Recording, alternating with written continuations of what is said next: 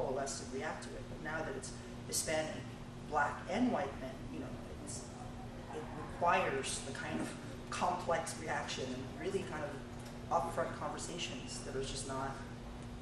I actually thought, the fact that Jack was here, you know, the Project Runway episode in which he spoke about, you know, I thought that was a great moment for the community as a whole, because for so long, you know, when was Philadelphia, 1993? Yeah. That's an ant.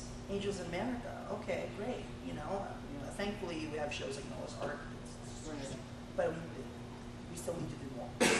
Media's role. Right. Thank you. And last, we'll hear from Sean Streer with Pause Magazine. I had a question, and my apologies to you three gentlemen. I'm not showing any disrespect, but I had a specific question. Oh, for yeah, please. And just to give you a little background on the question, I'm David Gilball from University Films, and we've been working 5 years now on a documentary on why this impacts the African American community so hard.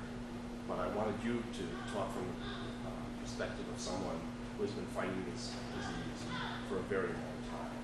So, from the point of view of a white gay male, what have you learned from the fight that you could address to the African American community, and what might they be able to do politically or otherwise from your experience? Well, I don't feel like I'm standing to address the African American community, but I think that the broader context that I can address is that Jose referenced that the epidemic first hit in white gay urban ghettos, and a community that was already largely were privileged in the society. And as we set up this empowerment model within the principles that I spoke about, we did not do a very good job in transferring that as the epidemic moved into other communities that were already dealing with multiple burdens. Or, most gay white men in the mid-'80s, this was the first time, and I guess it's homophobia, discrimination, and so on, but this was the first time that the culture had really thrown them a curve, that it wasn't serving them. But the epidemic is now in places where, it's like, hey, Testy, get in line with a whole series of other injustices and challenges. So that's kind of the mapping.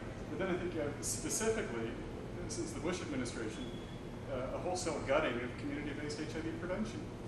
We know how to prevent the disease. And when we have prevention programs that are truly created at the community level and by the communities in the ways that are effective at that local level, that works. And we've seen over the last 8 years those have just been decimated. Thank you. What is the one message that you hope sticks with attendees as they leave today? Ty, I think it's the Denver principles. It is, as we, this national AIDS strategy is getting developed, build in there the requirement to incorporate the voices of people with HIV at every level.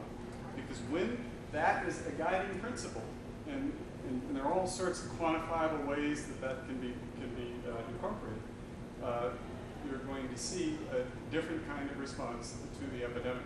So, we can talk about the external things and the politics and the funding and all those kinds of things, but we have something that we can do within our own organizations that over the long term I think will have a tremendous impact, not just on the epidemic, but on a whole variety of societal ills. Thank you.